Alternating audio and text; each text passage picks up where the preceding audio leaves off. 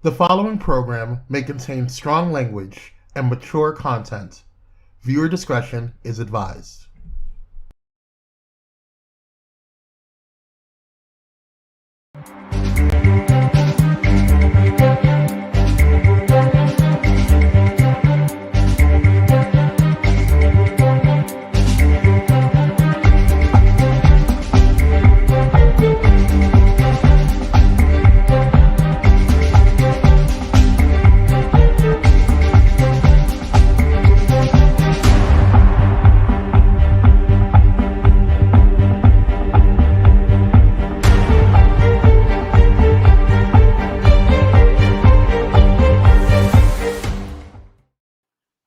Free Britney, bitch! No more conservatorship.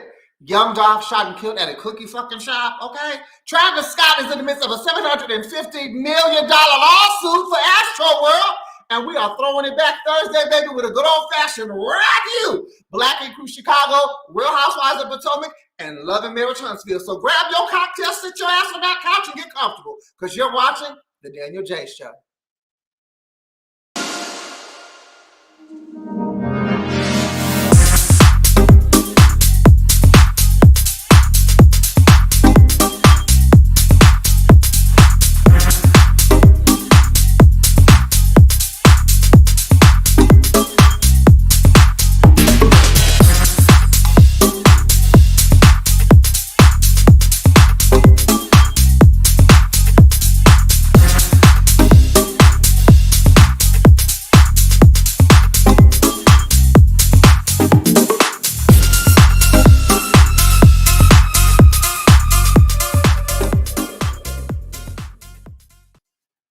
What is going on, everybody? It is your boy Danyol Jaye, and you are watching The Danyol Jaye Show featuring this beautiful face. Bitch, let me tell you something. Look here. I have to say, first and foremost, tonight we were slated to have the amazing, the phenomenal, the wonderful, the sexy Nathan Hale Williams. But unfortunately, he came down with a little bit of sickness. It's not COVID related, but we just want to send him all the love and all the healing hope that he gets better, and he will be back on the show at a later date. So I do apologize that he will not be our guest today. However, honey, we moves it forward. So we're going to be doing a Throwback Thursday where I get into these shows that we've been watching, and we're going to do a good old-fashioned Danyol Jaye Raaaview. Some of y'all remember that. But let's get into Dish the Deets, honey, because we got things to talk about. Let us see here, honey. Okay, look, Britney Spears is no longer on the conservatorship, okay? The conservatorship is canceled, okay? But medical professionals and the judge have created a document that have basically kind of suggested some protocols and suggested some parameters for Britney to kind of adhere to, just because they're worried about her safety. They're worried about her mental health. She's been under lock and key for quite a long time, and they're worried about the girl. Now, she done went off and said that she want to go have another fucking baby. Now, I am not here to police anybody's vagina or reproductive system, okay? But what I will say, I don't think that it's the best thing, Miss Spears, for you to get out of prison and just all of a sudden want to go have another baby. Have some Utah pudding, eat you some chocolate cake for breakfast, have you some chamomile tea, and sit your ass down with your new fiance. Okay, fuck a little bit, with contraceptives, but I mean, just, find you, baby. Okay, get yourself together, because, you've been on lockdown for fucking 13 years, and we didn't know.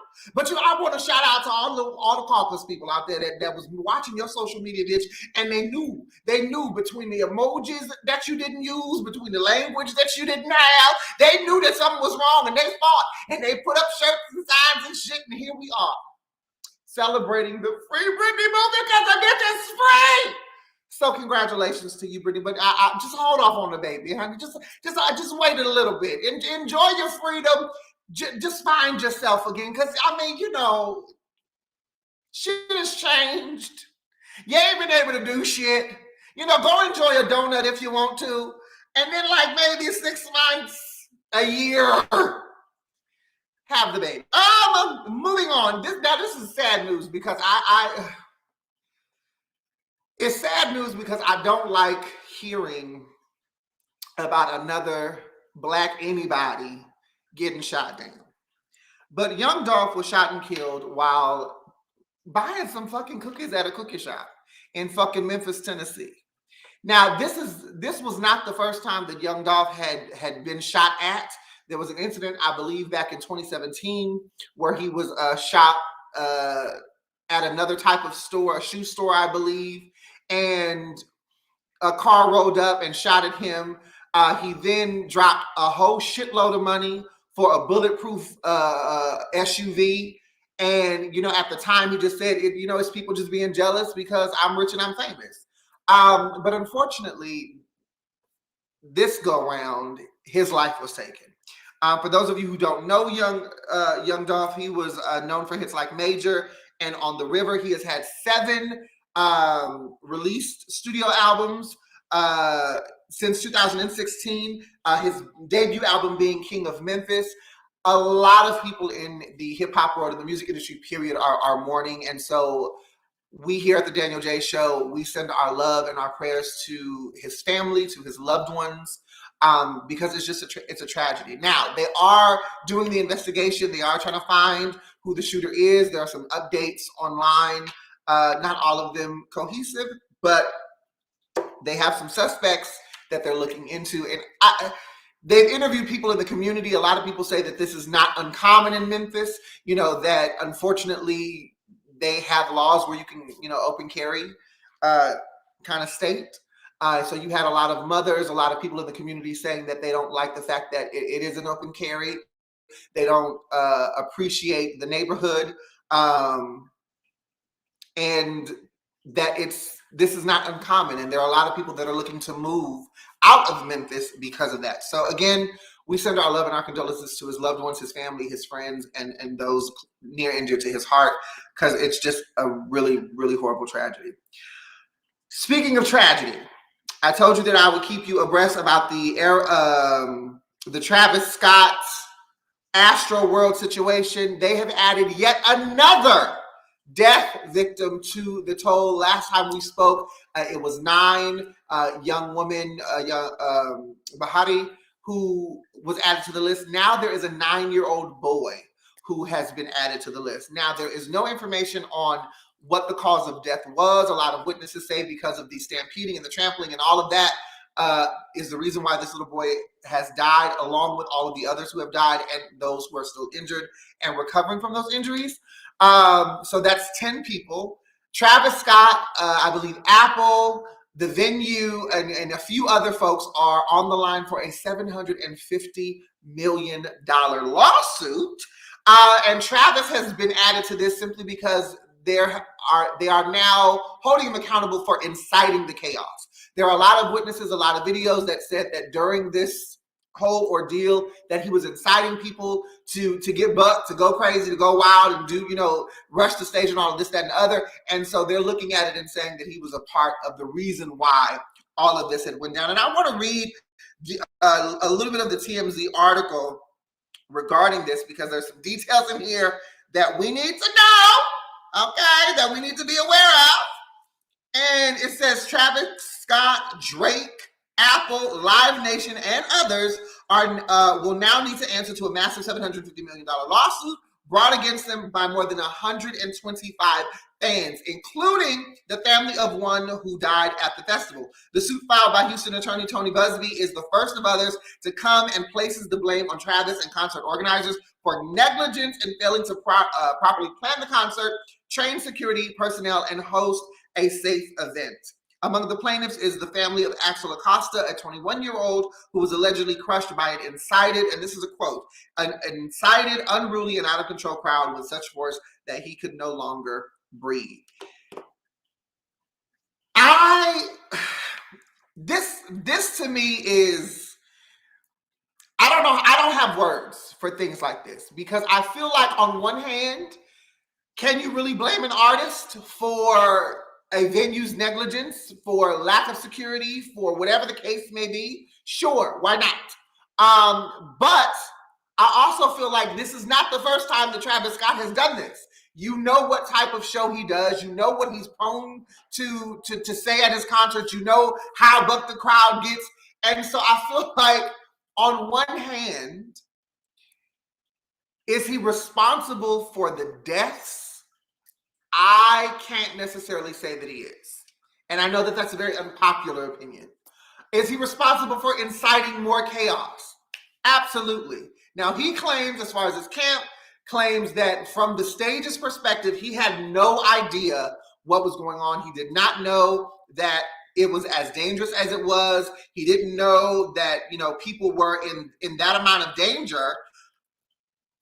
But judging from the videos, judging from the footage of fans, judging from all of that, it's kind of hard to believe. Now, according to this article, and I'll scroll down to the end, it says sources close to Travis have maintained that he didn't realize the severity of what was happening in the crowd while he performed. Photos of cops taking photos and watching Travis's show more than 25 minutes after the HFD chief declared the concert a mass casualty event seem to back up Scott's claim. So we don't know what's going to happen with this lawsuit. We don't know what's going to happen with Travis. All I can say is that my heart goes out to all of those that have been injured, those who have lost loved ones in this tragedy. And there's no amount of money that's going to get back somebody's life. We all know this. But I do think that there are things that need to be paid in regards to pain and suffering. And that is what the $750 million number that they came to includes. It's for pain and suffering, physical pain and suffering, but also mental anguish in regards to those that have lost loved ones. And that is all that we have for Dish the Deets. We're going to take a quick commercial break. And when we come back, honey, we are going to throw it all the way back Thursday, honey, to when I was on IG doing the Raaaview of all of the good, wonderful reality shows that we love to hate and hate to love. And as a bonus, I'm actually live with some of my IG folks right now so they can experience the nostalgia. But we got to pay some bills. When we come back, we're going to jump right on into these reviews. Black and Crew Chicago, Real Housewives of Potomac Reunion, and of course, Love and Marriage Huntsville. So this is your time to go refill your cocktail. Get comfortable yet again because you are watching the fabulous Danyol Jaye Show.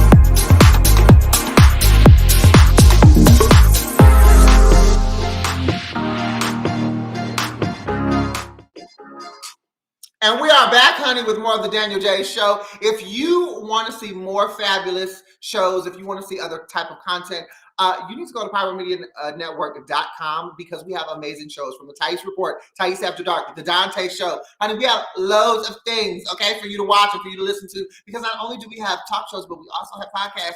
And I know a lot of people who enjoy their podcasts on their way to work. So make sure you check out pyromedianetwork.com and get all the goodies that you need to because guess what? As fabulous as I am, I'm not the only fabulous one on the network. Okay?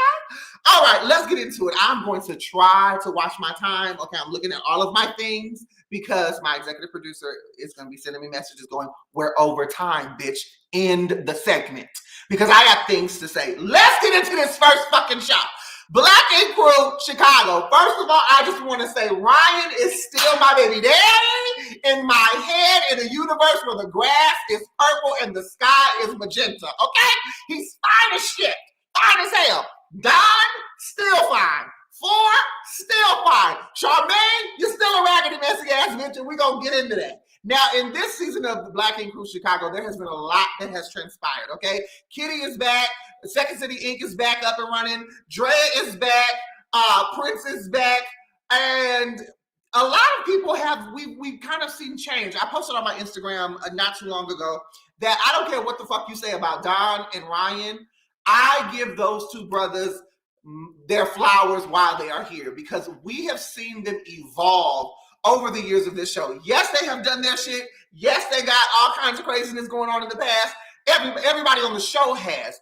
But I think to see how Don specifically, like Don gets the MVP fuck award for the nigga who changed the most, okay? Of the niggas of niggerdom, the one who has evolved the most, I have got to give that to Don. We have seen Don cheat. We have seen Don be a hothead. We done seen Don punch holes in the wall. We done seen Don have booty titties in his face. Like we done seen Don go through some shit. Okay, and a lot of it was real dumb decisions. A lot of it was real stupid ass reasons and excuses and lies. It wasn't good because he a nigga. But he has turned his life around in the name of the Lord. Praise God. I mean, he done got into bodybuilding. He done got into fitness. He done opened his own gym. Him and his wife ain't arguing. Now, I will say, oh, Jesus. Ashley, look, I'm going to be honest with you, honey. I'm 100 with you. I didn't always like you, okay? Because I always felt like you did the fuck most, okay? I felt like you did way beyond what you should have been doing, what you could have been doing, and what the fuck you didn't do. And I realized that behind every crazy black woman is a provocateur of a man who ain't doing what the fuck he need to do. I realize that. I understand that. But we all make informed decisions. And during the seasons of this show, during this whole show, Ashley would just do some shit that would just piss me the fuck off because I'd be like, girl, why? Why would you do that? Why would you call him out like that? Why would you get upset about these things? You know what the fuck you got. You know what type of nigga you married. Okay, and if this is the type of dude that you have married, and he is going to continue to do the shit that he has always done, at some fucking point, you got to stop getting mad and you got to stop being shocked. Okay, but she was very much like that bitch. I forget what show it is, but we all seen the meme. She was like, "I'm gonna stick beside him. I'm gonna stick beside him," and she stood beside that Adonis, that chocolate, sexy, big dick nigga. She stood beside him. And he done came up, honey. He's looking good. He's eating healthy. Hallelujah, praise God. He's calm. He walks into the room and there's a sense of balance, and we love it. The fans love it, Don. Okay, Don Brumfield, we love it for you. Praise him. Oh my God. And just by the way, I did post on my IG, again, giving Ryan and Don their flowers. And I just want to say both of them shouted, they commented on my post, and it just felt good. Ryan was like, lots of love. Now, Don's comment made me giggle because Don probably couldn't recognize the fact that I'm not a woman. So he said, "Many blessings, queen." But guess what? I'll take it, bitch. I will take it, okay? Ryan has had his share of shit, and especially this season. So for those of you who don't know, Ryan was in the news quite a bit in social media and the blogs because he went out and fucked his best friend's baby mama. Now, this is a sticky situation. Number one, it's your friend. Number two, you are the godfather of said friend's son. So not only did you fuck your friend's wife, girlfriend, whatever, but you also fucked your godson's mama. Now, they had an interaction on the show that, it went from sugar to shit in 2.3. And we knew that it was going to go there. We knew that it was going to, we didn't think that it wasn't going to fucking go there. But it went there, okay? Alice says, amen and amen for Ashley. I'm reading the comments in the live chat on YouTube. Make sure you comment if you're in the YouTube chat. Please comment if you're in the IG live. Comment, baby, because this is nostalgia. This is how we did it back in the day, and it's Throwback Thursday, bitch. So look here. So he had a conversation with Anthony, and there was something that Ryan said that I don't feel like a lot of people agreed with, because Ryan said, I didn't do this to hurt you. It wasn't about you. I wasn't thinking about you. And Anthony, like most of us, was like, well, why not? Why weren't you thinking about me? You should have been thinking about me. If I'm your fucking friend and you got your penis in my girl somewhere in the mix, you should say, wow, I shouldn't be fucking this woman because she is the mother of the children to my friend. She is my godson's mama. Why is my pain in her vagina? And look here. understood what Ryan was saying. And I feel like what Ryan was saying was, because of the bullshit that I was doing, because of the dark place that I was in my life, I was not concerned about y'all. I was doing what I needed to do to feel good for me in the moment. I didn't do it with the intention to maliciously harm you and to hurt you. You got hurt as collateral damage to me trying to fill a void and fix an issue that I had within myself. And I know that's hard for a lot of motherfuckers to take. That's hard for a lot of motherfuckers to hear, but it is what it is at the end of the day. And I will commend Ryan for seeking therapy, and for doing it on camera. I know we see a lot of these shows, and you know, they send people to therapy all the fucking time, you know, and a lot of it be produced. I remember there was an interview that Tammy Roman did when she was on Basketball Wives, and you know, they had her sitting with a therapist. She said that was produced. She said, I saw that therapist once and I never went back. She said, because at the time and even now, like, I don't believe in therapy. You know, therapy is not my thing because I don't like being told about myself. And that was just her thing. I think she was doing an interview with Amanda Seals on her show. And so a lot of this shit is produced, and we be like, oh my God, she's going to therapy, but they don't fucking really be going. But I really do. Ryan has been very vocal on his social media about his therapeutic journey, about his journey to heal, to discover, to uncover, and to evolve and grow and be better. And I feel like we are seeing a different, better version of Ryan. Is he going to make mistakes? Abso-fucking-lutely. Has he made mistakes that have gotten him to this point? Abso-fucking-lutely. But to be a black man on camera saying, I need help and I'm going to seek this help, I'm going to take time off from work and I'm going to address my mental health, is a huge thing for black men to see around the nation and possibly around the world. Because we know in the black community, child, therapy, we do not talk about therapy. Okay, and a lot of us will advocate for therapy, but we won't go our damn selves because we think we don't need it, and we be fucked up beyond fuck up. Okay, on a scale from 1 to what the fuck, we be there, and still won't go, but be online talking about, yes, therapy is wonderful, you should go, because we look at it like therapy is good for everybody else. I don't need the shit. Okay, I'll go to God, I'll go to my pastor, I'll go to my mama, I'll go to my cousin, I'll go to my brother, I'll go wherever it is that I need to go. But I ain't going to sit in front of no fucking shrink so she can shrink into my mind. I ain't doing all of that shit. And so to see black folks, black men going into that space on camera, I just think is amazing. 4 is a daddy, y'all. 4 is a daddy. 4, yes, 4. 4, the one who had his booty hole and his nuts and his penis out on Snappity Chat and on the lives and shit because the girl wanted to see his booty hole and he had his booty all twisted up in the air. He was like, ooh, ooh, ooh. Okay, and then yeah, 4 got a whole child. Okay, and he's gone through some things. He had a bout with depression and he had to go seek some mental health, and that was a huge thing on the show. But he a daddy now. He got a whole human that came out of his penis into some woman that he barely even knew. We saw that on the show, honey, because they was arguing like cats and fucking dogs. And I feel like her mama need to stay the fuck out their business. Okay, now I get it that that's your daughter and shit, but your relationship is not their relationship. And if I get being there for your daughter, but girl, when you sent that man that text and you was cussing him out and saying all kinds, you crossed the line, girl. That wasn't your job. That wasn't your fucking function, girl. The fuck was you thinking? I don't understand. Anyway, the mama needs to stay out their business. But they're co-parenting. They have to do a little separation with themselves, and that's fine. I believe that it was warranted.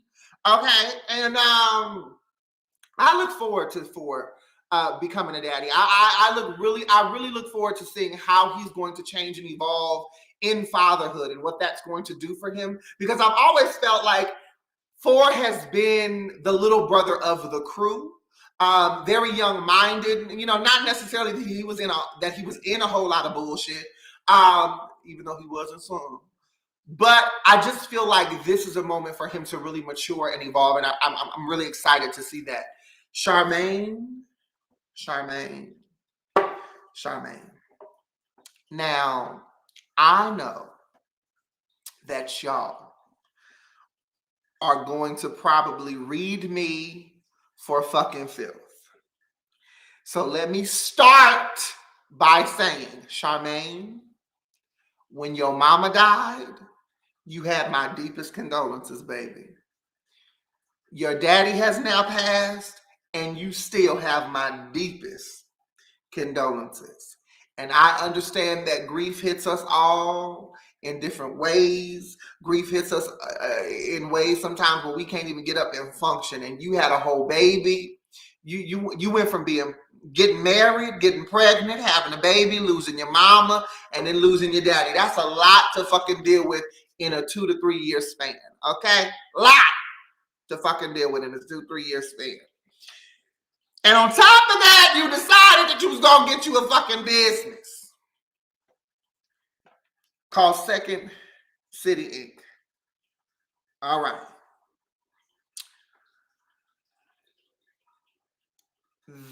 The grief of your parental units have absolutely nothing to do with my opinion about how raggedy as fuck you are as a business owner. You don't know your head from your asshole. You don't know whether to scratch your watch or wind your ass. And I cannot sit back as a viewer and just pour you, because as a shop owner, you are fucking trash. And I say that with the utmost respect and love. Hear it from my heart, hear it from my soul. Okay, hear it from the space that it comes in a manner of love. You're horrible. You're fucking horrible, and you don't know shit, and you need to know some shit, and you need to go learn some shit. Okay, because being a boss is more than just owning the fucking building. Okay, you don't know shit about tattooing. You don't know shit. I mean, even when you was working at 9 running the fucking front desk, you couldn't do that. You was out here pussy popping and drinking and doing shots and fucking your co-workers. So it ain't like you got a long history of owning a fucking business, not knowing what the fuck you doing. Now, the radio shit that you do, hey, Raaaview, bitch, Raaaview, you do it well. Praise him, hallelujah, you do it well. But this here shop, it's a mess, bitch, and it's your fault, and here's why. The Drea situation. Now, I agree. Drea came back, and I feel like you are doing right now what Ryan did with y'all back in the early years of 9 Mad, which is you have cultivated this, we're friends, we're homies, we're all together, we're kumbaya, bitch, whatever. But then you want to boss up when it's convenient for you. You have to set a precedent as a boss-employee relationship from jump. Now, I don't care about how cool you are with your fucking co-workers and shit. You want to go out and have a drink, but in the shop needs to run a certain way. The relationships need to be a certain way. And you're just too fucking buddy with bitches. You're too fucking buddy. So they think that they can talk to you in a fucking type of way because you talk to them in a fucking type of way. They think they can bleed on you, bitch, because you bleed on them. No, ma'am. That's not what the fuck we do. Okay? Now you got on your hands and fucking knees, and I don't mean that figuratively. You got your post-pregnant ass on your hands and knees and bow down to Drea, asking her to bring her black ass back in that fucking shop. And whereas I agree that Drea did not know her place, she did not know how to effectively remain an employee, I do agree with her in the fact that you also did not know how to manage people. And you were very disrespectful to her. The situation about the booth rent and things like that, I mean, that's all, to me, it's just semantics. Again, it's you not knowing what's best. But I feel like if Drea, and even with Prince, I feel like if y'all knew so fucking much and you knew what the fuck she didn't know, you could have stepped up and pulled her to the side and be like, look, I'm going to keep it real with you. I like you. I like the fact that this is a female-run shop. I want to be a part of it. I want to rock with you as long as I can rock with you. However, these are some things that don't really happen in a tattoo shop. This is usually how shops are run. You may want to think about implementing those things. And you help the bitch learn. Okay? She gives you a space to tattoo. You teach her about the business. Y'all come together and you make this money. You make this coin. But all the while, you fucking up your coin because you your problems out the way.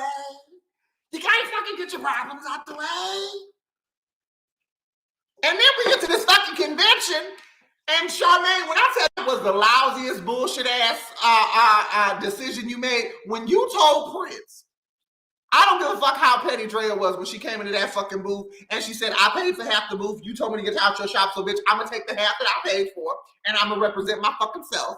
That was her right to do. And Charmaine, if you was a smart bitch, you would have ironed that shit out before y'all got to the convention. But you was trying to be slick and you was trying to drive on by expecting that you could bulldoze her into doing what the fuck you wanted her to do. No, ma'am, how the fuck you gonna disrespect her, kick her out your shop, and tell her that if she come back in here, you gonna call the cops?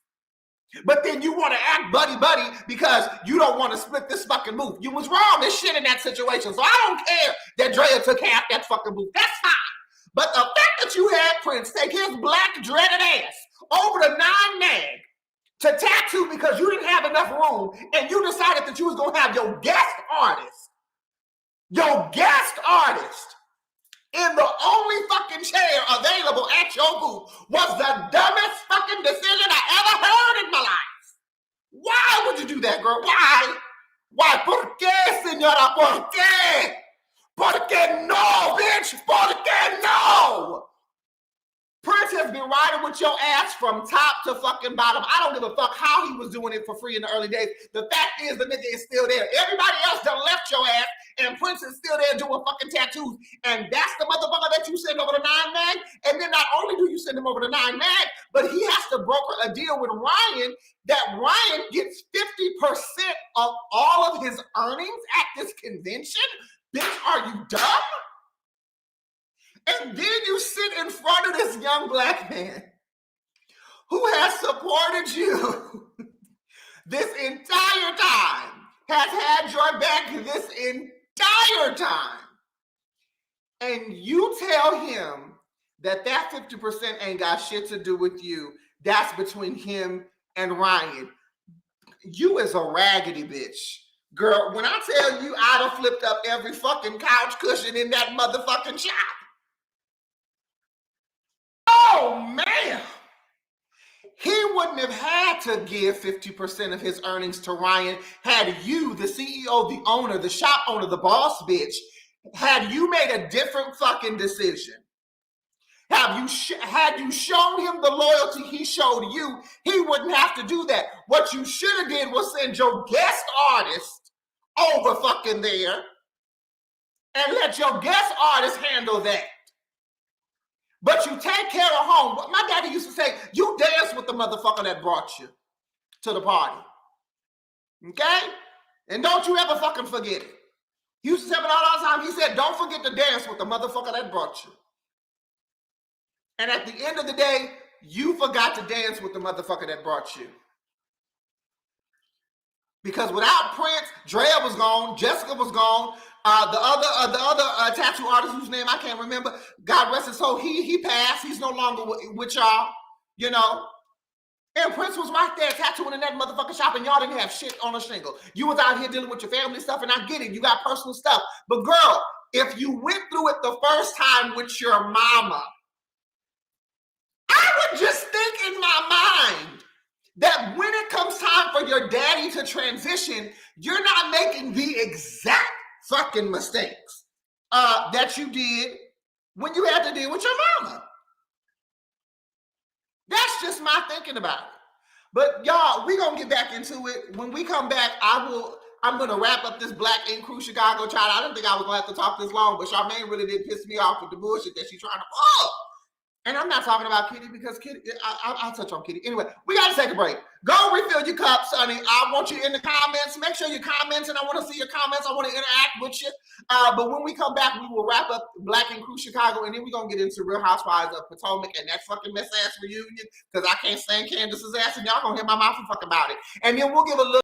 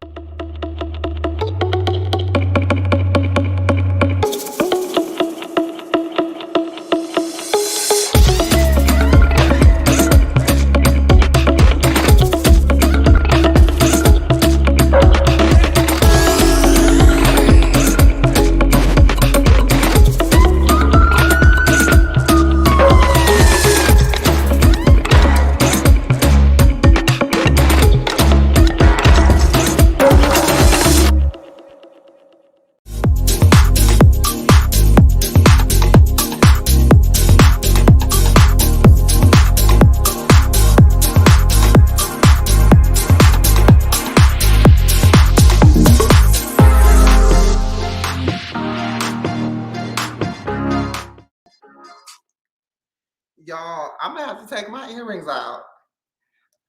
My producer just cut me the fuck all the way off to go into that. I had a minute left before we had to go into the actual commercial. And I was wrapping it up. And he just cut me right the fuck off. Now he said he done typed it to me that it was an accident. He didn't mean to do that. But let me tell you, Kwame, we gonna fight. Okay, take your earrings off. Okay? Take your earrings off. Your guests gonna have to help you.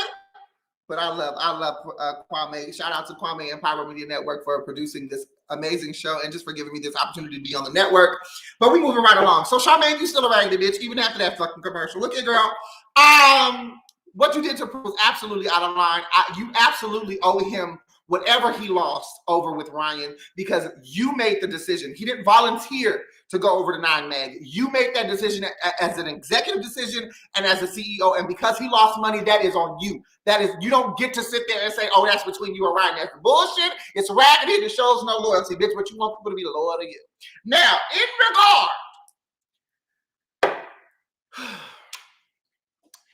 in regards to you, to this whole mob boss meeting that happened, and you bringing up the fact that Prince was sleeping with Drea, even though you didn't have no fucking hard ass evidence because he's dating your fucking friend. First of all, bitch, let me tell you that ain't got shit to do with what was going on at that table.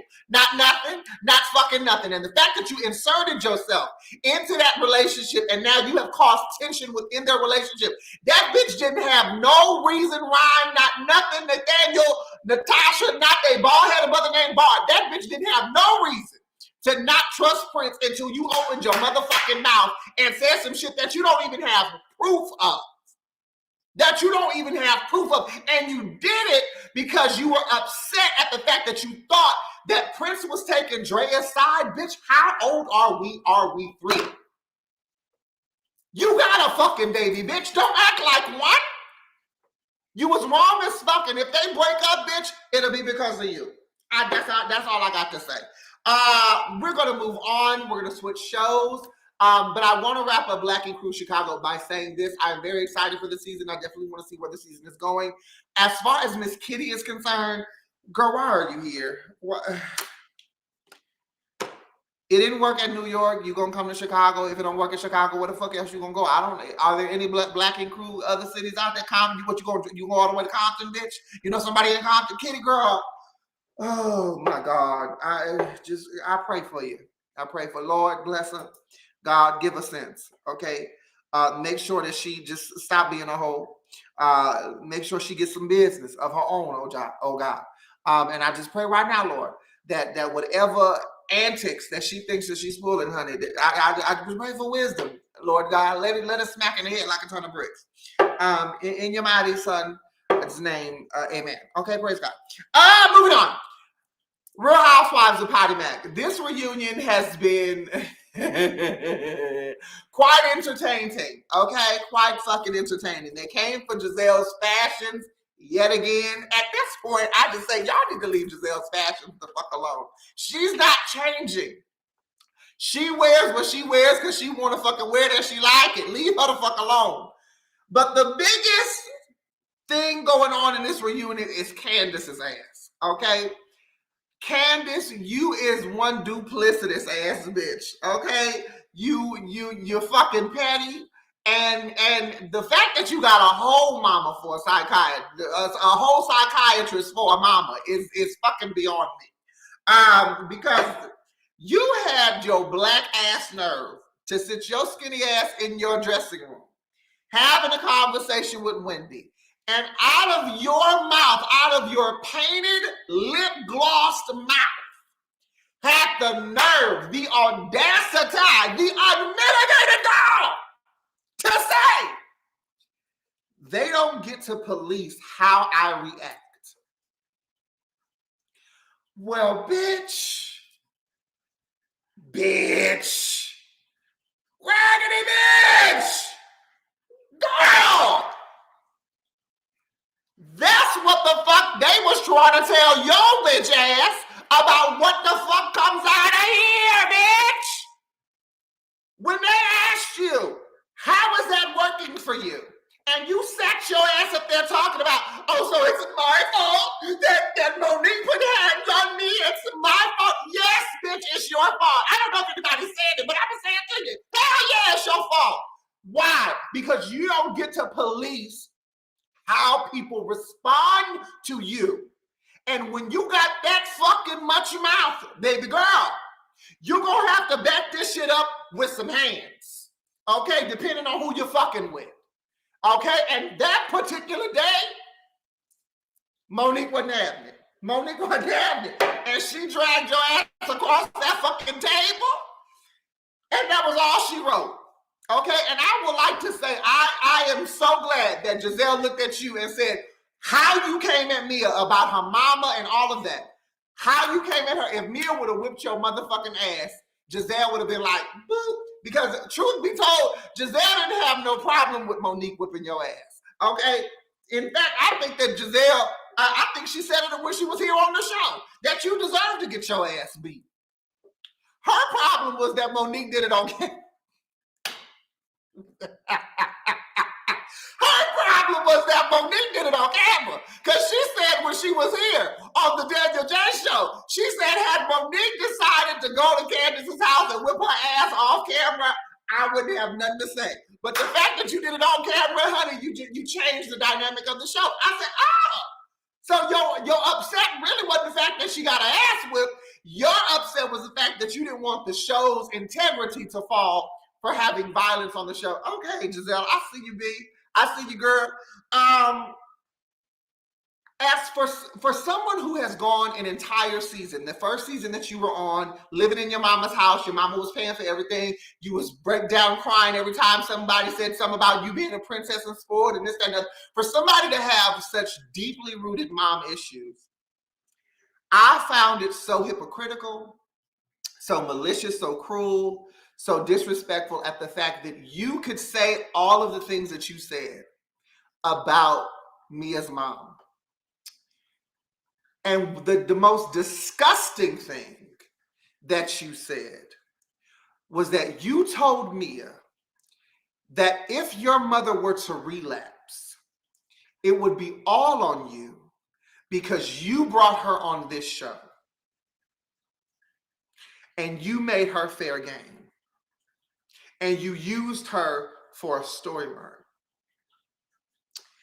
And I found that was absolutely, utterly disgusting. And Wendy's old bobble-headed happiness, two-titties ass sitting over there agreeing with you. It was disgusting because y'all act like people don't make their own fucking decisions. If her mama was going to be on the show, her mama had to agree to be on the fucking show. Number one. If her mama was going to be on the show and talk about her addiction and talk about her relationship with her daughter, her mama had to make that decision. Didn't nobody force her. Didn't nobody put a gun to her head and say, bitch, you going to be on the show. She made a conscious decision as a grown-ass woman who is sober and who is fighting for her sobriety. She made a grown-ass decision to be on this show and to share her story. And for you to then say to Mia that she brought her mama on here for a storyline diminishes whatever decision her mother might have made and the reasonings why she might have made that decision to be on the fucking show. Maybe she did want to show people out there who have an addiction that you can fight this. Maybe there was a different alternative for Mia's mom as to why she said, yeah, I'll go on this show for my daughter, with my daughter, and talk about our issues and talk about my addiction and put my, put my life on Front Street. It was utterly fucking disgusting to me. I will say, though, that the internet is unfuck matched because the internet was so fucking petty that when she had her argument with Ashley and told Ashley that her forehead was about 2 centimeters bigger than hers, and the internet put a beautiful picture up of Ashley and a very not flattering picture up of Candace, and I wish I had it. I wish I would have thought about it to send to production so that they could pull it up. But it was them side by side, and it was 2 lines on the photo so that you could see that their foreheads are the exact same fucking size. I said the internet wins again, bitch. The internet wins. And just so y'all know, there is nothing alcoholic in this Okay, at all. I've not had any alcohol. This is all natural. This all comes from my spirit, from my soul, from my shata plus supreme over my kidneys. So I mean, it just is what it is. But I thought that was so petty. I thought it was fucking funny. I thought it was fucking funny because you have the nerve to say that her forehead was 2 centimeters larger than yours. Girl, bye. We still have a third part to this reunion. And in the third part, as always, the husbands are going to come out and they're going to talk about the things. I'm so tired of Candace and her crying. Girl, you want to cry about everything that's for you, but then you want to be rah-rah reptar with every fucking body else. And this is what I can tell you, okay, from experience. I can also tell you this just as a viewer of the show and as someone who actually knows how shit goes on behind set. If you continue to be the individual that you are choosing to be right now, you are going to get to a place where your entire life is going to crumble. And you are going to reach out to these women to be there for you and to support you in your deepest, darkest times on this show. And none of them are going to want to fucking deal with you. Not none. Not none. We also have Nicki Minaj that's going to be on the third part. And I mean, that's cute for Disney. I mean, apparently she's a super fan. I'm glad that she didn't do the whole show. I'm glad that it's just a segment. But I am interested to see how she navigates that. Moving on, Love and Marriage Huntsville. Okay, I don't have a lot of time to talk about it, so I'm just going to go down the line, okay, of the people and what I feel about them. Marsau, I think that you are a chauvinistic ass pig, period.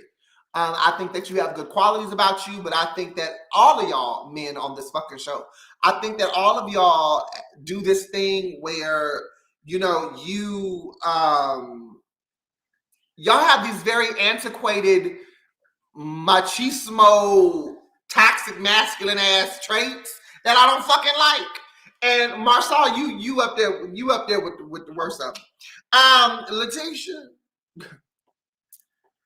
Now I said this a while ago that it used to be hard for me to listen to Letitia because she talked like she's slow.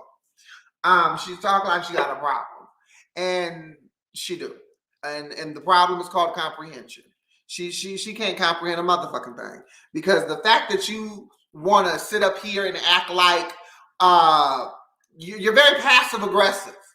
Okay, you want people to go out of their way and do for you, but bitch, I mean, what are you really doing that for other people?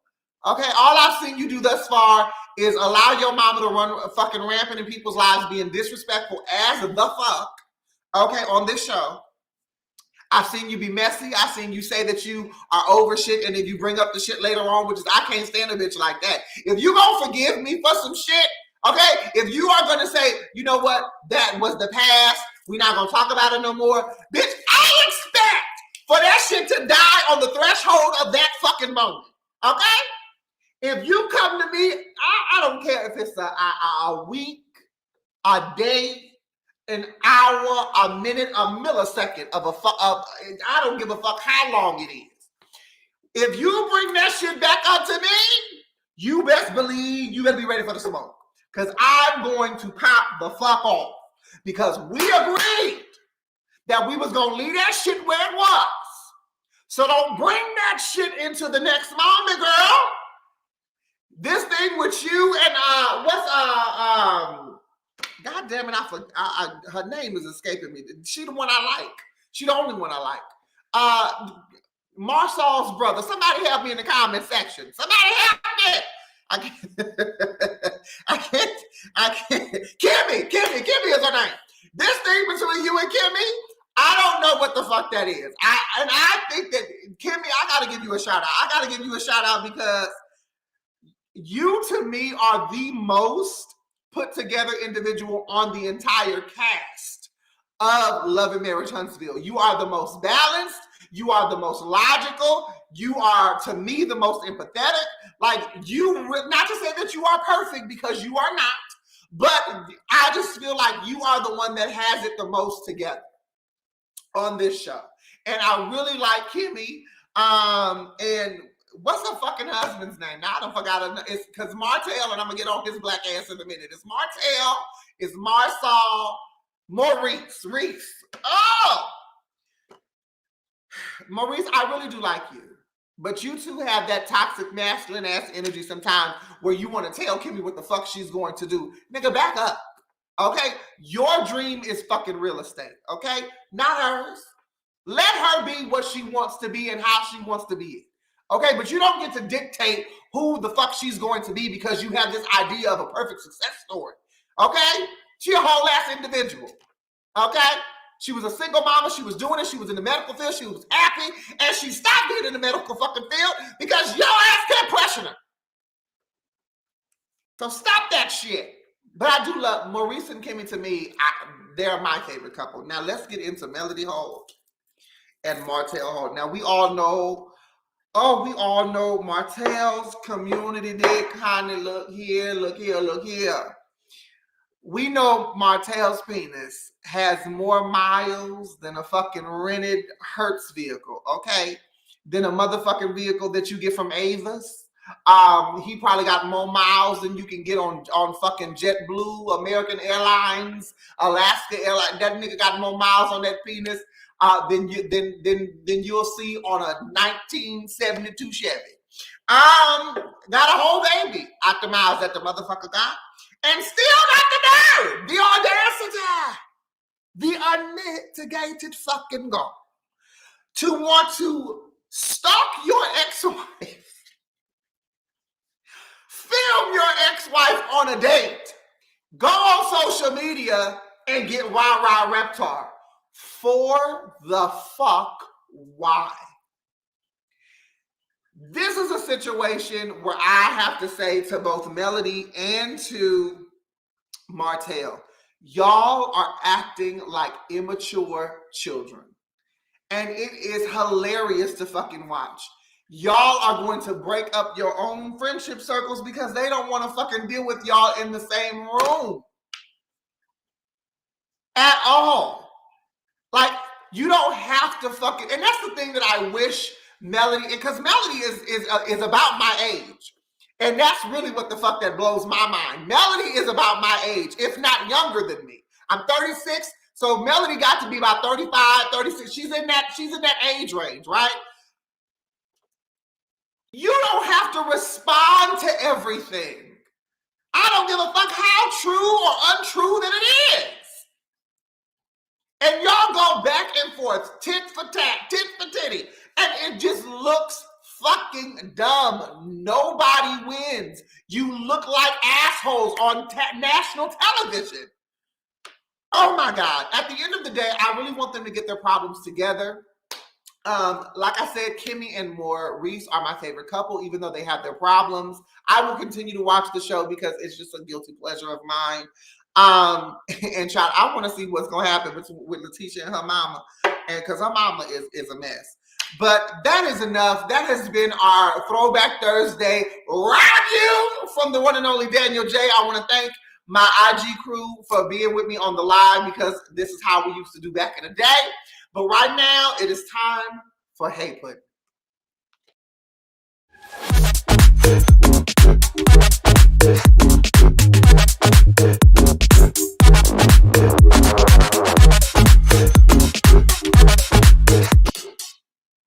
Now, today's Hey Pudding comes from a message that I got in my DMs on Instagram. And I'm going to read you the message because it's important to me. It touched my heart. It says, "Hello, Danyol Jaye. I don't know if you will ever see this message, but I just watched a replay of your live, Know Your Journey. And I felt as if you were talking directly to me. I just want to say thank you for that message. I am not where I want to be or expected to be in my life at the age of 42, but your live made me realize that I need to enjoy where I am in my journey. So when I get to my destination, I will appreciate it even more. I literally cried the whole time I was watching, but not because I was sad, but because as you were talking, things in my life started to become clear. You have such a sweet spirit, and I try to watch all of your videos, and I try to comment as much as I can, and I absolutely love your voice. I feel like I've known you for years. Thank you for being who you are. This world needs more people with your love and caring nature. Thank you so much. Blessings to you and your journey. Have a wonderful weekend. This came from Creative Gifts on IG, and this is what I want to say to them, and I want to say this to all of you that are watching. You got to fall in love with the journey of your life. All right, Puddin'? Until you no longer have breath, you have work to do. There is a journey to be had. And the ultimate destination for your life is when it's over. And so, as said in one of my favorite movies and one of my favorite books, The Color Purple, I think it pisses God off to walk by the color purple and not notice it.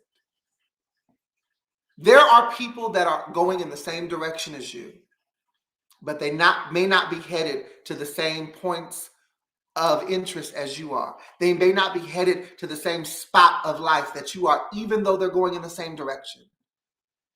And we get frustrated, we doubt ourselves, we get into places where shit is just raggedy and we don't know what to do. Sometimes we want to give up. Sometimes we want to pull the plug and just say, I'm done, I'm out of here, I don't want to do this anymore. But every day that you wake up, every day that you open your eyes and inhale a breath is a gift that the Most High is giving you to do it different, to do it better, to do it the way you have the ability to do it. And that strength and that courage comes from understanding that you have to fall in love with the journey. It doesn't happen overnight. It may take you some time. But as long as you are given the gift of right now, as long as you are given that moment to wake up and breathe, you have a chance to get there. So I want to thank you, Creative Gifts, for the words, and I want to encourage you and everybody else to keep going. Thank you so much for watching tonight's episode of The Danyol Jaye Show. Next week, we will be on hiatus, so there will be no new show, but we will still be running our rerun shows next week, next Thursday, because why? It's turkey time, okay? It's time to eat and get fat and do all the things. And I will be looking for people's houses to go to eat those things because I ain't cooking a motherfucking thing here over here, okay? But anyway, I love you so much. Make sure that you are tuning in every Thursday, 9 p.m. Pacific Standard Time, right here on The Danyol Jaye Show. And if you have anything that you want to ask me, say to me, if you want me to give you some advice on things that are going on, you can always reach out to us at heypuddingcrew@gmail.com. Until the next time that we meet, make sure that you're following me on all social media. And if you want to send me a cash app just because you think I'm cute, you can send it to Danyol Jaye. $Danyol Jaye. I accept all monetary gifts because they come from you and I love it. All right. Y'all have a wonderful Thursday night. Get ready for the good cooking. And I will see you December 2nd. Later.